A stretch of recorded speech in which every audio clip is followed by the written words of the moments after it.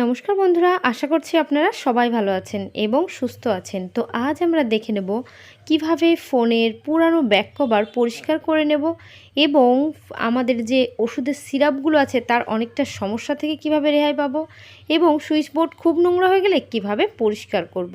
তো আমি চলে এসেছি আমার প্রথম টিপসে বন্ধুরা, এখানে আছে যে সিরাপ, বাচ্চাদের সিরাপ। তো এই ধরনের যে সিরাপগুলো বাচ্চাদের দেখা গেলো আমরা বাড়িতে আনার পর খাওয়ানোর পর কিছুটা থেকে যায়, তখন সেই সিরাপটা আমরা রেখে দিই। আবার কিছুদিন পর যদি সেই সমস্যাটা হয়, তার জন্য যে সেটা আমরা ফেলি না, সেটা আবার নেক্সট টাইমে খাইয়ে দিই। কিন্তু একটা সমস্যা হয়, দেখবেন এই ওষুধ ঢাকনায় করে বের করে যখনই খাওয়াই আবার ঢাকনাটা আটকে দিই, ওষুধটা এইভাবে গলতে থাকে, মানে গা দিয়ে বেয়ে বেয়ে নিচের দিকে পড়ে। তখন এই যে লেখাগুলো, যেখানে ডেট এক্সপায়ারের কথাটা লেখা আছে, এই সমস্ত জায়গাগুলো পেপারের হওয়ার কারণে পেপারের উপর লেখা থাকে, তার জন্য এটা আস্তে আস্তে গলতে শুরু করে। তো বন্ধুরা, এরকম যখন গলে যায় তখন কিন্তু আমরা নেক্সট টাইমে সেই ওষুধটা খাওয়ানোর আগে ডেটটা দেখতে পারি না, অনেকটা সমস্যা হয়। তখন কি করবেন, নিয়েছি নেল পলিশ। এরকম ট্রান্সপারেন্ট নেল পলিশ নিলে কিন্তু কাজটা ভালো হবে। এরকম নেল পলিশ দিয়ে যেখানে ডেটটা লেখা থাকে, সেই ডেটের ওই জায়গাটার মধ্যে নেল পলিশ যদি লাগিয়ে দেন, তাহলে যতবারই এখান থেকে ওষুধটা গড়িয়ে গড়িয়ে পড়ুক না কেন, কখনোই কিন্তু এই জায়গাটা ভিজবে না, কাগজটা ছিঁড়ে যাবে না, উঠেও যাবে না। তো বন্ধুরা, আপনারাও কিন্তু এরকম ট্রান্সপারেন্ট নেল পলিশ নিয়ে নেবেন, নিয়ে এরকম সিরাপের গায়ে যেখানে লেখা থাকে ডেটটা, সেই জায়গাটা কিন্তু এইভাবে কভার করে দেবেন। তাহলে দেখবেন ওষুধের গা বেয়ে যতটাই ওষুধ পড়ুক না কেন, যে পেপারটা নষ্ট হয়ে যাওয়ার একটা সম্ভাবনা কোনো কিছুই আর থাকবে না। বন্ধুরা, আশা করছি আমার এই টিপসটা আপনাদের অনেকটা কাজে আসবে। তো চলে যাব পরবর্তী টিপসে এখানে আছে সুইচ বোর্ড। রান্নাঘরে যে সুইচ বোর্ডগুলো থাকে, দেখবেন যেহেতু রান্নাবান্না হয় সবসময়, নানান ধরনের রান্না করি, তার তেল চিট ওড়ে, সেই তেল চিটগুলো এই সুইচ বোর্ডের মধ্যে গিয়ে বসতে থাকে। তো অবস্থাটা দেখতেই পাচ্ছেন কতটা নোংরা হয়ে আছে। বেশ কিছুদিন যদি পরিষ্কার না করেন, সেক্ষেত্রে এরকমই নোংরা হয়ে যাবে। তাই আমরা কিন্তু নিয়ে নেব একটু কোলগেট। তো কোলগেটের সাহায্যেই আমরা এই হোয়াইট কালার সুইচ বোর্ডটা এতটা নোংরা হয়ে আছে, এটা কিন্তু পরিষ্কার ঝকঝকে করে ফেলবো। কিভাবে, আমরা একটু তুলোও নিয়ে নেব, তুলোর মধ্যে একটু এই যে কোলগেটটা, সেই কোলগেটটা তুলোর মধ্যে আমরা দিয়ে নিচ্ছি। দেওয়ার পর আপনারা কিন্তু কোলগেটটা আঙুলে করে সুইচ বোর্ডের মধ্যেও লাগিয়ে নিতে পারেন, আবার তুলোর মধ্যেও লাগিয়ে নিতে পারেন, যার যেটা সুবিধা হয় সে সেইভাবে করবেন। এইবার এই তুলোটা আমরা কিন্তু সুইচ বোর্ডের সমস্ত জায়গায় এইভাবে কোলগেট লাগিয়ে দেব। এইভাবে কোলগেটটা লাগিয়ে আপনারা সঙ্গে সঙ্গে এটাকে পরিষ্কার করতে পারেন। আবার যদি 1 মিনিট রাখতে চান কোলগেটটা লাগানোর পর, সেক্ষেত্রে রাখলেও কাজটা অনেকটাই ভালো হবে। তো দেখতে পাচ্ছেন আমি এখানে কোলগেট দিয়ে ডলছি, এই জায়গাটা ডললে সুইচটা কতটা পরিষ্কার হয়ে যাচ্ছে। এর জন্য অন্য কোনো কিছুর প্রয়োজন হবে না।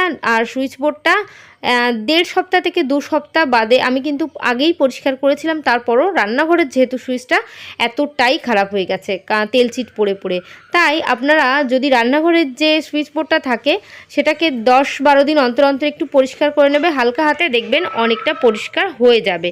তো আশা করছি বন্ধুরা আমার এই টিপসটা অনেকটা কাজে আসবে। তো চলে এসেছি পরবর্তী টিপসে আমাদের এই যে সুইচ বোর্ডগুলো যেখানে থাকে, অনেক সময় কী হয়, সুইচ বোর্ডটা নিচের দিকে থাকে। এবার নিচের দিকে হওয়ার কারণে, অথবা বেড সুইচ থাকে, সেই বেড সুইচগুলোর মধ্যে না এরকম যে ফ্লাগ ভরার যে ছিদ্রগুলো, এই ছিদ্রগুলো থেকে যায়। এবার এই ছিদ্রগুলো এখন অনেক উন্নত প্রযুক্তিতে এর মধ্যে কভার সিস্টেম আছে, তার মধ্যে বাচ্চারা আঙুল তাদের কখনোই যাবে না। কিন্তু এটা যেহেতু সেই কভার সিস্টেম নেই, যদি এরকম সুইচ বোর্ড যাদের আছে, বেড সুইচ অথবা নিচের দিকে সুইচ বোর্ড আছে, তারা এরকম ছিদ্র থাকলে বাচ্চারা কিন্তু বিপদে পড়তে পারে, ছিদ্রের মধ্যে ওরা আঙুল দিয়ে দেয়, অনেকটা বিপদ হতে পারে। তখন আমরা কিন্তু নিয়ে নেব এই ধরনের যে টিপ। তো টিপ আমি এখানে নিয়ে প্রত্যেকটা ছিদ্রকে যদি একটা একটা করে বন্ধ করে দিতে পারি, তাহলে কিন্তু কখনোই বাচ্চারা এই ছিদ্রর মধ্যে আঙুল দিয়ে দিতে পারবে না।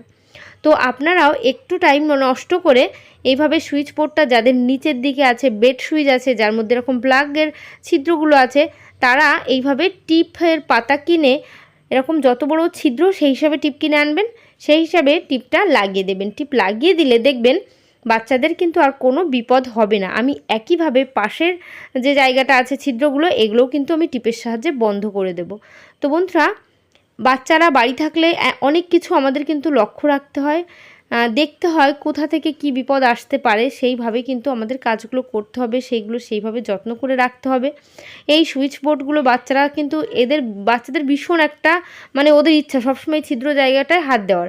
তো সেই সমস্যা থেকে বাঁচার জন্য টিপের পাতার ব্যবহার করতে পারেন। আশা করছি আমার এই টিপসটা আপনাদের অনেকটা কাজে আসবে। তো আমি চলে যাব পরবর্তী টিপসে।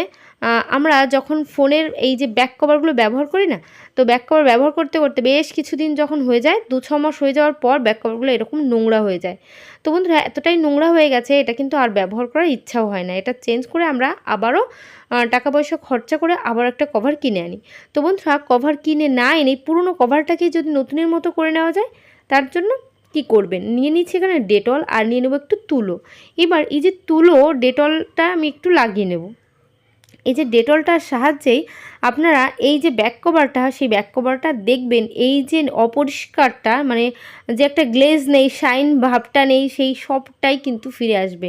কোনো সমস্যা হবে না বন্ধুরা। এইভাবে আপনারা যদি এই ব্যাক কভারটা পরিষ্কার করতে পারেন, দেখবেন আবার টাকা পয়সা খরচা করে নতুন কভার কেনার কথা চিন্তাও করতে হবে না।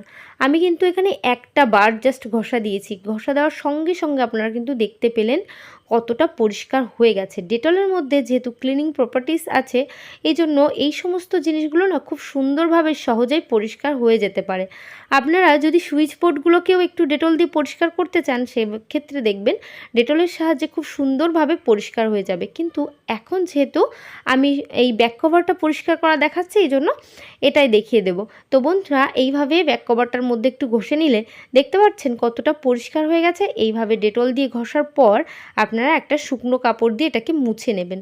শুকনো কাপড় দিয়ে যদি মুছে নেন, তাহলে দেখবেন আমাদের কভারটা কতটা পরিষ্কার হয়ে গেছে। আমরা যেহেতু দীর্ঘদিন ব্যবহার করি, সব ফোনটা পরিষ্কার করলেও ওর কভারটা কিন্তু কখনোই কেউ পরিষ্কার করার কথা চিন্তা করে না। তাই এবার থেকে একটু চিন্তা করবেন, মাঝে মধ্যেই ব্যাক কভারটাকেও পরিষ্কার করবেন ডেটলের সাহায্যে।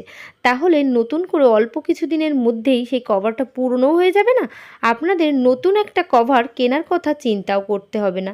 তো বন্ধুরা, এইভাবে আপনারাও কিন্তু কাজটা করতে পারবেন। তাহলে দেখবেন আপনাদেরও কাজ কতটা সহজ হয়ে যাবে। তো আশা করছি আমার এই টিপসটা আপনাদের অনেকটা কাজে আসবে। তো আপনারাও বাড়িতে ডেটল থাকলে এইভাবে, কিন্তু যদিও নাও থাকে সেক্ষেত্রে একটা ছোট ডেটলের শিশি কিনে এনে রাখবেন, দেখবেন অনেকটাই উপকার হবে। তো আমি চলে যাব আমার পরবর্তী টিপসে বন্ধুরা, এখানে আছে কিছুটা মঙ্গলসূত্র, মানে দুটো মঙ্গলসূত্র এখানে নিয়ে নিয়েছি। তো এই ধরনের খুব সুন্দর সুন্দর ডিজাইনের যে মঙ্গলসূত্র আমরা কিন্তু সবাই পছন্দ করি, এই জন্য নানান ডিজাইনের সবসময় গলার হারগুলো আমরা কিনতে পছন্দ করি, সেগুলোকে পরিও। এবার পরার পর একটা সমস্যা আমাদের হয়, সেই সমস্যাটা কি? এই সমস্যাটা হলো, এই ধরনের যে মঙ্গলসূত্র হোক, চেন হোক, গলার যে কোনো হার, তার এই যে এজটা থাকে না, সেই এজটা কিন্তু বড় একটা প্রবলেম। যখনই আমরা গলায় এই হারগুলো দিই, সেই এজটা না পিছনে চুলের মধ্যে না এতটা জড়িয়ে যায়, সেটা খুলতে গেলে কিন্তু কান্না এসে যায়, অনেকটা সমস্যার মধ্যে আমাদের পড়তে হয়। তাই আমরা তো এই ধরনের হার পরা বন্ধ করব না, কিন্তু চেষ্টা করতে হবে এই সমস্যা থেকে কিভাবে রেহাই পাওয়া যাবে।